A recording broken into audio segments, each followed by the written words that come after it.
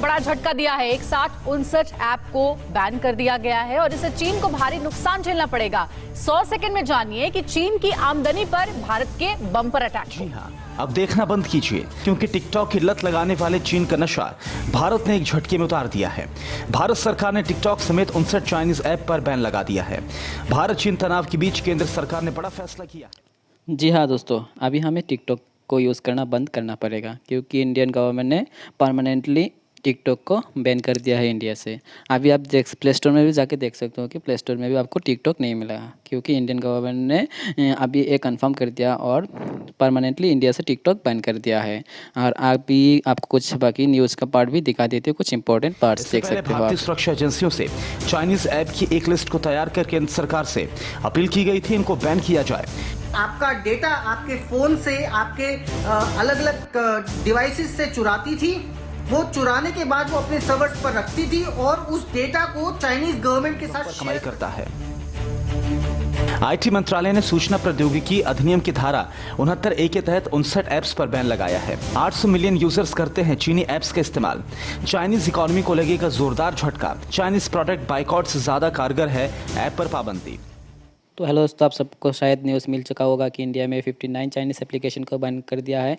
तो इससे बैन करने का वजह क्या है वो भी आपको न्यूज़ में शायद मिल चुका होगा। मैंने न्यूज़ का कुछ इंपॉर्टेंट पार्ट आपको दिखा दिया है और कुछ पार्ट आपको वीडियो के लास्ट में भी दिखा दूंगा। और अभी आपको ले चलते हैं प्ले स्टोर में कि प्ले स्टोर में आपको टिकटॉक मिलेगा कि नहीं। तो मैं प्ले स्टोर में आपको सर्च करके दिखा देती हूँ कि आपको प्ले स्टोर में टिकटॉक नहीं मिलेगा। तो सबसे पहले जब सर्च करेंगे तो आपको कुछ ऐसा इंटरफेस देखने को मिलेगा। लेकिन पहले जब आप टिकटॉक सर्च करते तो सबसे पहले आपको टिकटॉक का नाम देखने को मिल जाता था। लेकिन अभी आपको कहीं भी ढूंढने से भी आपको टिकटॉक नहीं मिलेगा, क्योंकि अभी इंडिया में टिकटॉक को पूरी बंद कर दिया और बाकी जो एप्लीकेशन है उनको भी प्ले स्टोर से हटा दिया जाएगा इंडिया से।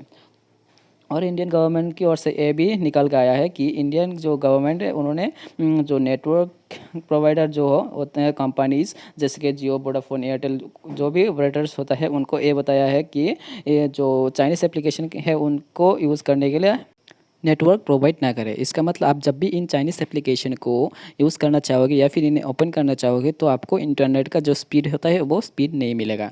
इसका मतलब जब भी आप इस एप्लीकेशन में जाओगे इन एप्लीकेशन का सर्वर जो है वो डाउन हो जाएगा। इंडिया से टोटली इन एप्लीकेशन की सर्वर्स को बैन कर दिया जाएगा, जिससे कि आप इन एप्लीकेशन को यूज़ ना कर पाओ। और ऐसा करने से क्या होगा कि आप जब भी इन एप्लीकेशन को यूज़ करना चाहोगे या फिर मोबाइल छोड़ के आप किसी भी और दूसरे डिवाइस में इन एप्लीकेशन को यूज़ करना चाहोगे, आप तब भी यूज़ नहीं कर पाओगे, क्योंकि इंडियन गवर्नमेंट ने नेटवर्क प्रोवाइडर कंपनीज को ये बताया कि आप इन एप्लीकेशन को यूज़ करने के लिए इंटरनेट ही प्रोवाइड मत कीजिए, क्योंकि इंटरनेट से एप्लीकेशन चलता है। तो उन्होंने सीधा नेटवर्क ऑपरेटर को बोल दिया है या प्रोवाइडर को बोल दिया है कि इन एप्लीकेशन को यूज़ करने के लिए आपको इंटरनेट ही प्रोवाइड ना करें। तो इंटरनेट के बिना आप इन एप्लीकेशन की यूज़ भी नहीं कर पाएंगे।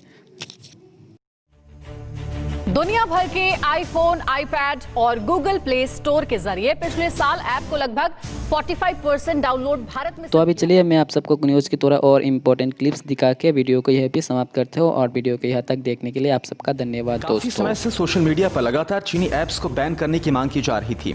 सरकार ने चीनी ऐप्स पर बैन की 7 वजह बताई और अपने आदेश में 7 बार देश की संप्रभुता और एकता का जिक्र किया।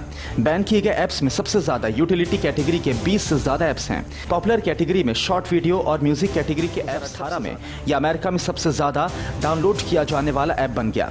लेकिन लोकप्रियता की आड़ में सेंधमारी भी शुरू कर दी गई। चीनी ऐप्स भारत की सुरक्षा, संप्रभुता और एकता को खतरा।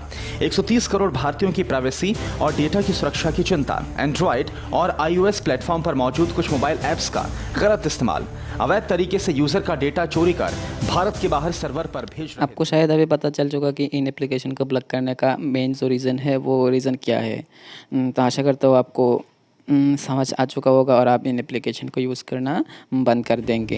ये जितने भी ऐप्स है काफ़ी सारा, भले वो चाइनीज़ हो या अमेरिकन हो या कहीं के भी हो, वो बहुत सारा हमारा डेटा लेते हैं और उस डेटा पे एनालिटिक्स परफॉर्म करके काफ़ी सारी मार्केटिंग होती है, या तो उनके गवर्नमेंट के डिसीजंस होते हैं जो मतलब इंडिया के लिए हमारे लिए फ़ायदेमंद शायद नहीं हो।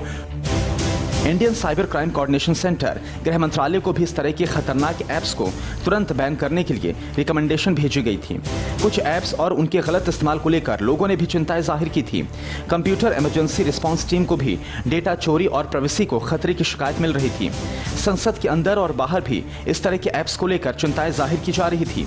सरकार ने फैसला किया कि इन ऐप्स का मोबाइल और इंटरनेट से चलने वाले डिवाइस पर इस्तेमाल बैन कर दिया जाए।